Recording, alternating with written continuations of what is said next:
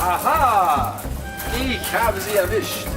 Der große Starkoch, Vitello Tomato. Das Einzige, was ich mir vorwerfen kann, ist falsch parken, zu schnelles Fahren und Verführung von Frauen. Und Männer.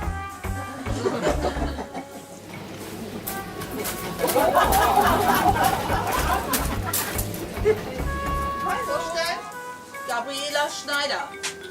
Kindchen, wir kennen dich doch. Wohl kaum. Maria Milanese.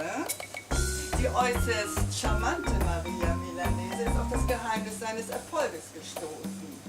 Es war an einem Samstagabend. Stopp! Was soll denn das? Leute, es war kein Knall. Kindchen, auch wenn einige Leute...